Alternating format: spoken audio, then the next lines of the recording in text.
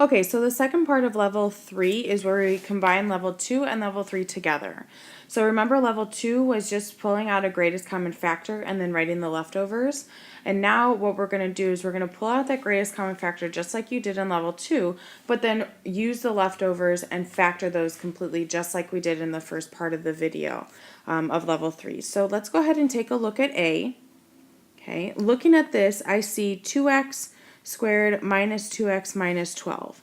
So I see a greatest common factor of 2. So I'm going to take out and divide a 2 by each term, and I'm going to write the leftovers in my parentheses. So this one's going to give us an x squared, a minus 1x, and a minus 6. So now I'm going to go ahead and simplify or factor that leftover.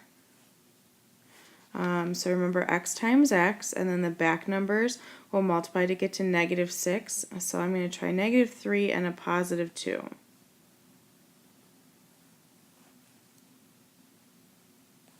So I'm going to get x squared minus x minus 6, which is what I want to get back to.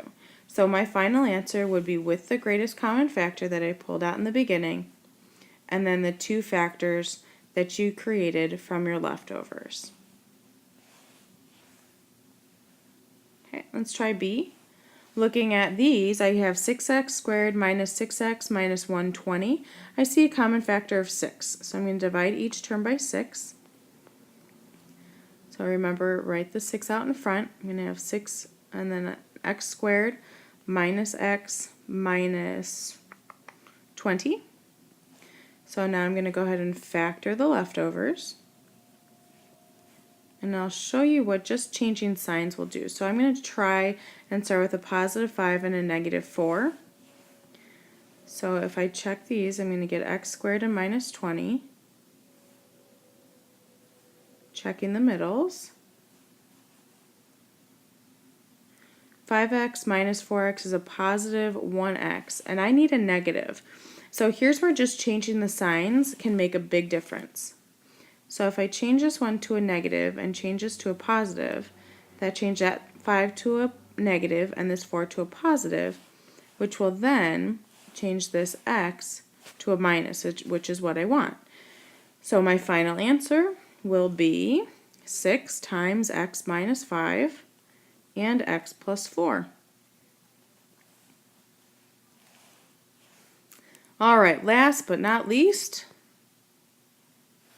I don't know why that does that. Okay. See, we've got 4x cubed minus 44x squared minus 48x. So for this one, I see a common factor of 4x in each one.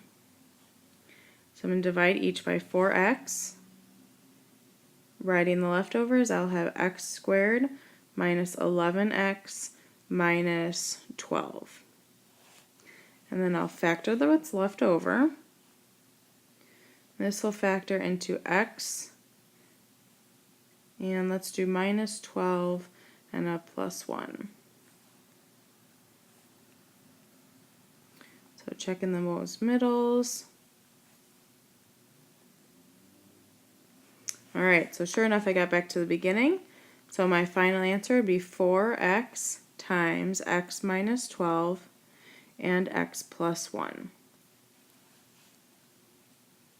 And that is level 3's.